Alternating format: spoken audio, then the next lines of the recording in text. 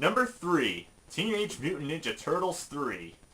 Oh boy, so where do I begin with this one? Yes, I know the angry video game nerd pretty much ranted about how much he hated this one, and well, I couldn't agree more. It was pretty bad. Or I'm sorry, not pretty bad. Really bad! Or I should say cowabunga's power piece of dog crap on this one. Yeah, pretty much.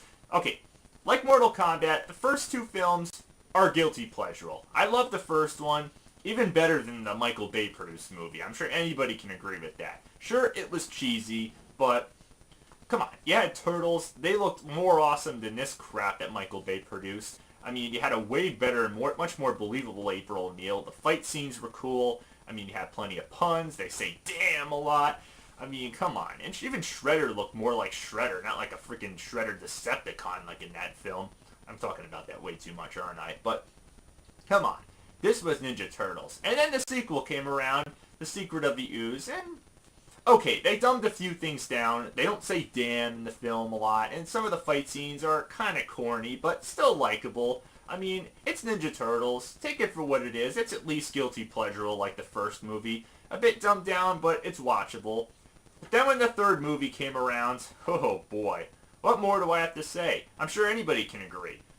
I mean, the Turtles look worse.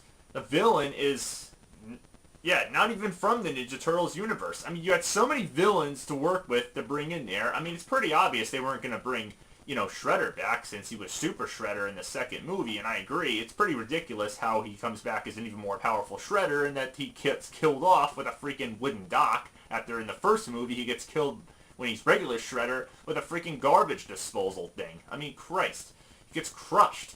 In this movie, they go back to friggin' ancient Japan. The costumes look ridiculous. The turtles themselves look more ridiculous than anything. And all the jokes and puns are ridiculous. I mean, who the hell is this villain? Where the hell is Krang? Where the hell is, Baxter Stockman? Where the hell is any of the villains that we had?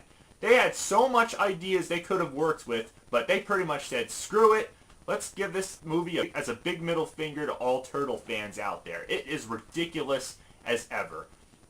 Not much to say. It's like a rotten piece of pizza right here. So, stay away from this one. I mean, anybody can argue whether this one's worse than Michael Bay movies. Honestly, I think it's right on the same level. Okay, the Michael Bay movies are a little bit better, but no, this is pretty bad too. It doesn't even have a subtitle to it. Sure, on the Blu-ray it added Turtles in Time because they go back in time, but no, it doesn't really have a subtitle to it. That blankness right there, like the AVGN would say, it's just an indication of the absent amount of imagination put into this movie. So, take my word, don't even bother with this one. Watch the first two. Number 2, Ghost Rider 2, Spirit of Vengeance. Well, okay. Well, the first movie may have been negatively received, but like most people that enjoyed it, yeah, I enjoyed it. It's got a lot of cheesy lines, a lot of cheesy moments, and I know Nicolas Cage is easy to make fun of, but come on, you can at least enjoy some parts to it. The action, and all the good stuff. It's at least guilty pleasurable. But this movie, on the other hand, it took so many years to make, you figured it would have been good. But after watching this, I couldn't believe how bad it was. Not only is the main character himself uninteresting, the villains were boring, nothing matched up to the first movie. I mean, Nicolas Cage was the only returning actor in this movie, and even he made a complete mockery of it. I mean, what more do I have to say? It doesn't make any sense, there's plot holes up the ass, and it's just, even for an hour and a half of runtime, it's really a pain in the ass to sit through. There's not much to say. Enjoy the first one, guilty pleasurable-wise, just let this one rot in hell. Yeah, hell, pun intended right there. Let's hope for the sake that there's not going to be a third one. I'm sure they learned after this, or it's probably just going to get rebooted like any other freaking comic book franchise. But anyway, before I get to number 1 spot, might as well do a few honorable, or in this case, dishonorable mentions. A Good Day to Die Hard, yeah. Of course, like most series, this one got really pushed to the end, and, well, most of the Die Hard movies, all of them, in fact, that came before this, were all really good. They had great fight scenes, great puns, but sadly, this one was pretty much, well, thankfully, the last of this franchise, but sadly, not a very good one to go out on. It was cliche, predictable, and most of all, just not very fun. So, yippee-ki-yay to this piece of crap. Blues Brothers 2000. Ugh, God, what have I got myself into? So, yeah, as you know, Dan Aykroyd and John Belushi, they were a great pair. You know, they were great on SNL and great in the first movie. But, well, of course, they had to wait years after he passed away, John Belushi to be exact.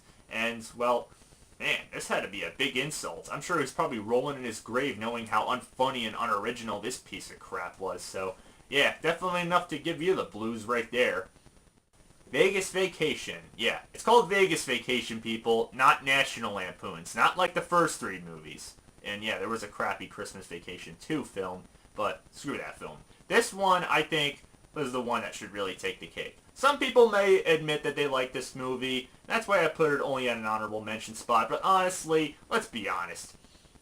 I just didn't find this one all that funny. First of all the slapstick, all the stuff that you expect and seen out of the first three movies, it's funny, but this one, it just goes beyond stupidity. I mean, first of all, they go out to Las Vegas, and what does he do? Like an idiot, he gambles all his money up. His family's money! What more do I have to say? I mean, his wife is getting infatuated with Wayne Newton. It's just... I'm sorry, this series got stale at this point. Even Cousin Eddie, his appearances in this movie just don't add up as funny as the first... Well, okay, he wasn't in the European one. And I know people didn't like the European one, but come on. That's at least enjoyable and much better over this one. I mean, I consider that one just okay. So, yeah, my favorites are the first and the Christmas one. Those at least had the funny moments, but this one, just don't even bother with. Hangover Part 2. Okay, well, I reviewed this movie back in 2011 and I thought it was okay, but now that I look at it again and watch the first movie, yeah, it just doesn't add up to what the first movie did.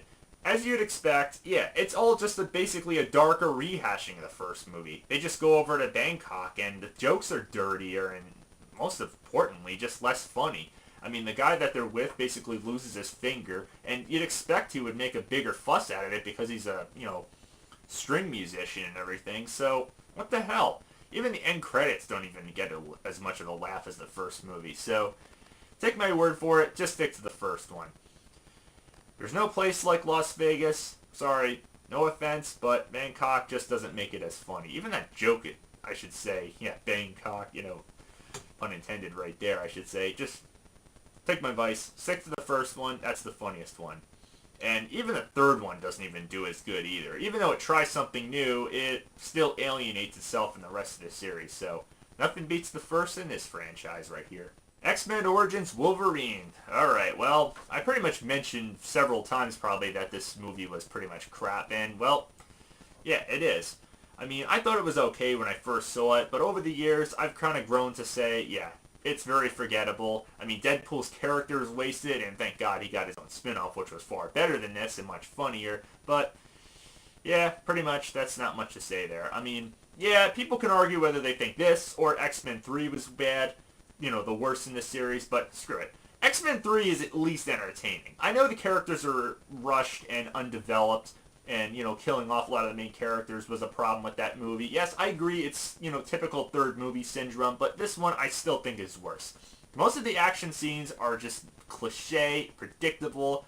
Most of the time you're just not interested in the story. Even Gambit's character is wasted in this. I mean, he should have been in the third movie to begin with. I mean, talk about awful right there. Thankfully, with the next set of X-Men prequels and the rest of the series, that made up for it and definitely improved over it over time. But this one, just forget about it. The Mummy 3, Tomb of the Dragon Emperor. Alright, well, I love the first one. I mean, people can argue whether it's more or less a cheesier version of Indiana Jones, not to confuse with the old black and white Mummy movies. And yes, I'm well aware there's a reboot coming out, but yeah. The second one was average. It was a confusing plot, but it was doable. It had a lot of action, and it brought the original actors back. Both Brendan Fraser and Rachel Weisz.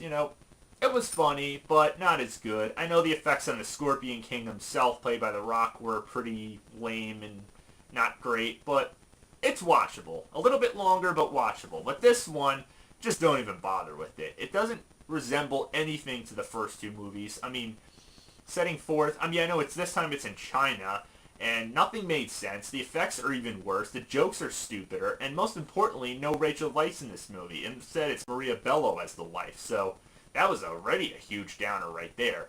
And, well, even though they were hinting a fourth one, thank the Lord it never happened. So, the end is not the beginning for this series. The end is the end, I should say. Alright, and the number one worst sequel, this is just my opinion, people. The worst movie sequel of all time, Superman 4, Quest for Peace. Oh God, what more do I have to say about this one? It should have been called Superman 4, Rest in Peace, really. I mean, I'm sure anybody can agree with me on this one. It's anything but super. I mean, the effects are lame, the storyline is lame. Obviously, this took place during the Cold War, when it was still going on. They wanted to get rid of nuclear weapons, but I'm sorry, Superman, you could have done better than that. I mean, the effects and the villain himself, Nuclear Man, just the way he's created is laughable. The green screen effects are laughable. I mean, I know Supergirl, the movie, was bad, but my God, this one pretty much takes the cake right here for bad Superman movies. And, you know, I know people complained about Man of Steel and even Superman Returns, which, you know, obviously tried to take place over, you know, and try to act like Superman 3 and 4, but yeah, that was plain dull too as well, but this one is still far worse than anything I've ever seen. I mean, it's right on par with Batman and Robin. I mean, it's just, wow. Anything but super. I mean, this is the kind of movie that you want to take a nuclear weapon to anytime, and pretty much, or better yet, just take it and throw it right into the sun alongside Superman 64 and pretty much all other crappy Superman video games. So, not much to say there. That's my list, people. Comment, rate, subscribe, do whatever you want, but please refrain from any negative comments. It's just my opinion. Till next time, keep watching.